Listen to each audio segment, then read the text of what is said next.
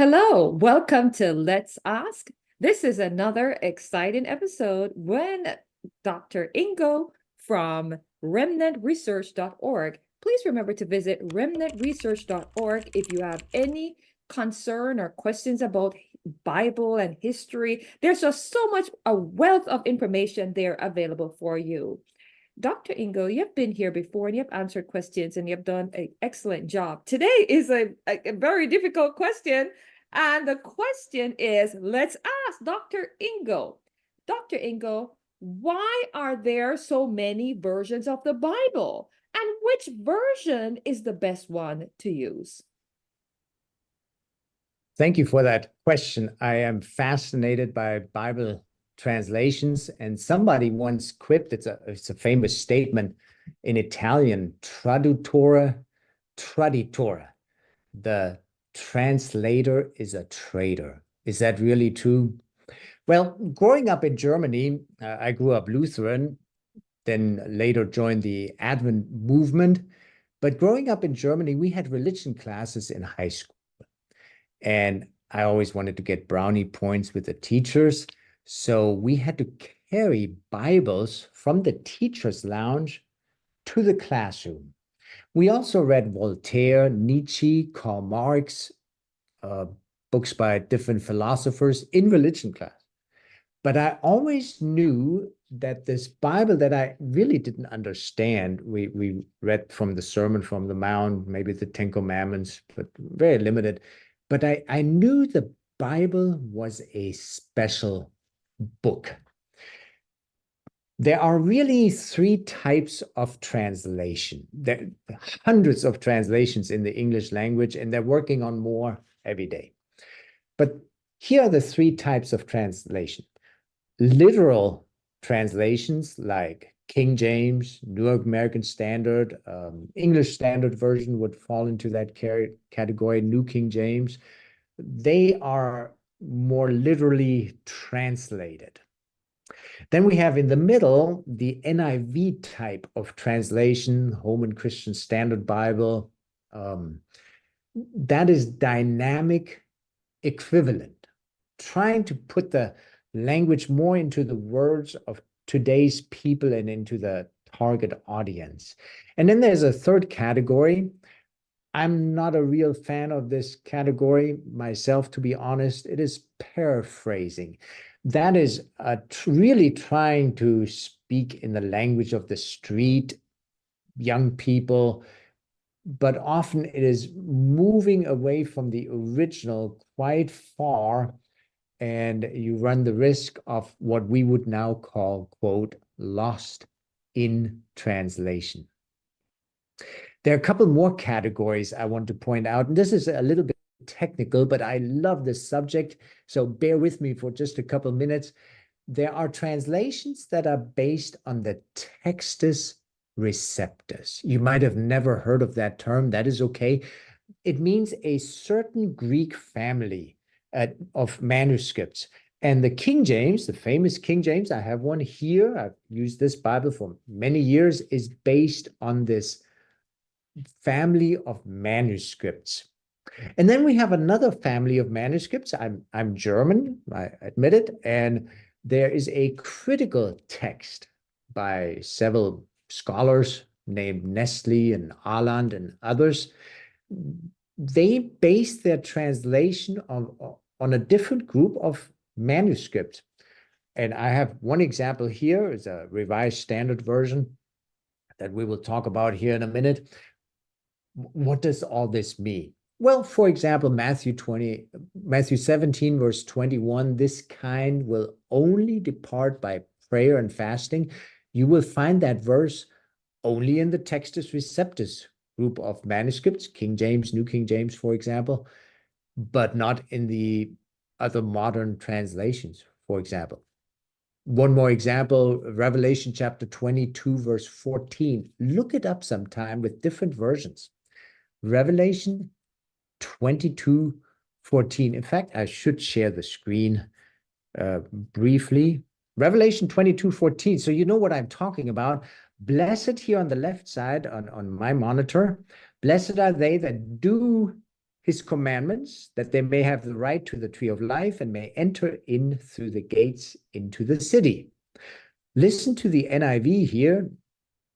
Blessed are those who wash their robes. And let me be a little more technical right now. The NIV did not take the King James and say, we don't like keeping the commandments. We'll change that to washing their robes. That is not what happened. We have to be honest here. The fact is the NIV translators used a different type of Greek manuscript. And in the Greek, when you change just a few letters, it changes the entire meaning of the word. It's like playing telephone at a birthday party.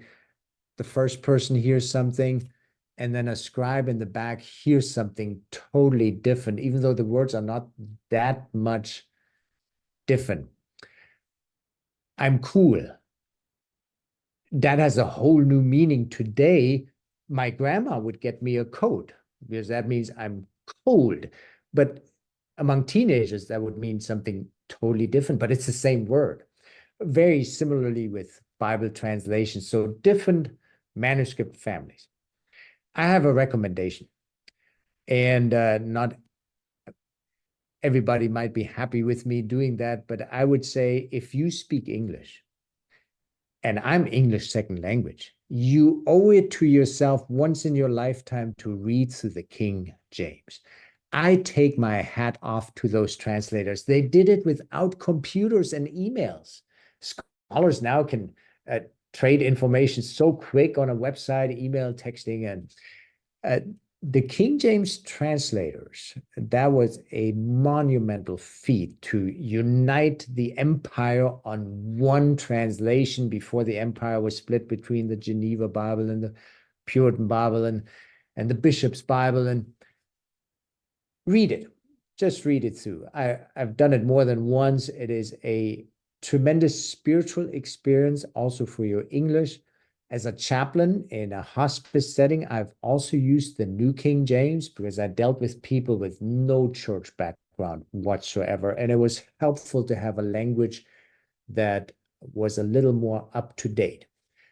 I would suggest King James, New King James as a base, and then you can compare if you use too many translations.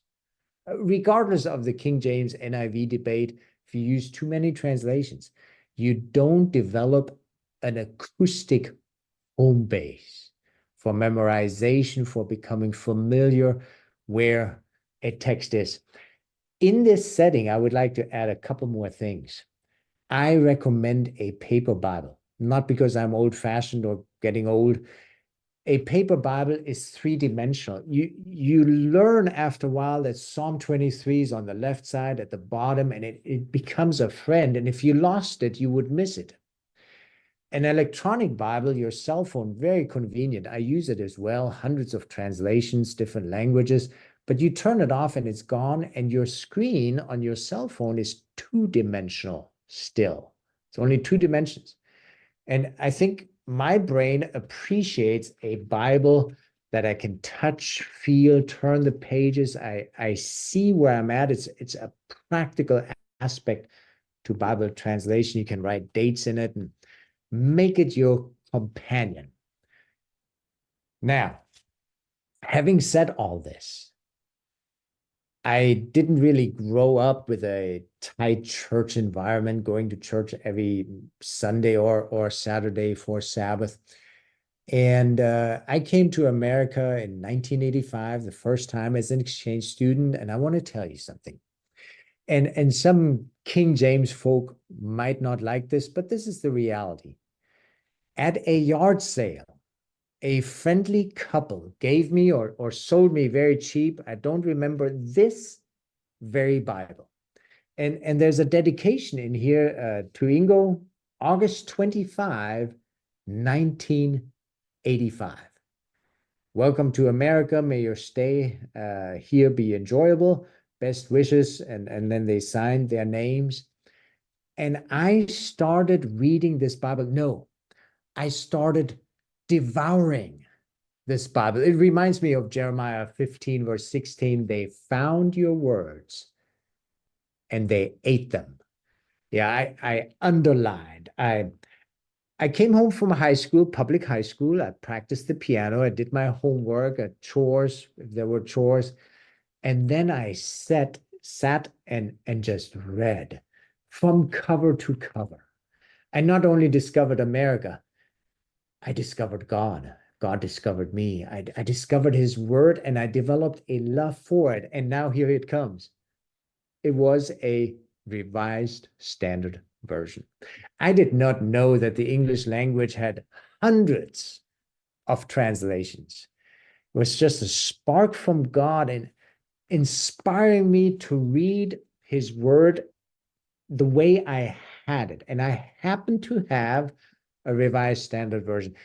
It's not the version I study now, but I cherish this Bible so much. It is close to my heart, love it, and became a lifetime student of his word. So the best translation, we could pick one. And King James, the New King James family is a natural one to choose in this regard. It is accurate and reliable and trustworthy, more so than many times dynamic equivalent or paraphrases. But having said that, the best translation you can read is the one you read. That's what happened in my personal life. I didn't know about the 3-letter, 4-letter translation abbreviations and that there were so many options and that I was reading maybe the wrong translation. I fell in love with God's word, with this particular Bible, then learned a lot more over the years. But what really mattered was unhurried, patient, regular, consistent discipline and time in his word. A final word. You don't have to know Greek and Hebrew. You don't have to.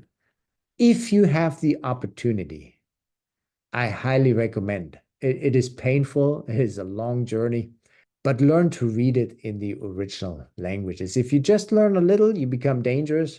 You just know enough to be dangerous. But rather than us reading translations, really, the Bible is meant to prepare us for translation from earth to heaven. Enjoy your time with God's word, because man shall not live by bread alone, but by every word that proceeds from the mouth of God. I'm thankful through circumstances that I discovered his word. I hope you do too. Thank you so much, Dr. Ingo, for giving us that explanation and the story behind it. It was very, very interesting. Thank you so much, Dr. Ingo. I Thank appreciate what you. you have shared and hope that you will stop by Let's Ask again. Remember, viewers, to like, share, subscribe, hit that notification bell so you will know when a new Let's Ask video is available. And if you have your questions, go to www.exposingtruthministry.com. Put your questions there. If you need a one-to-one Bible study, you can also make that request there. Group studies are also available. Thank you for watching and may God bless you. God bless you.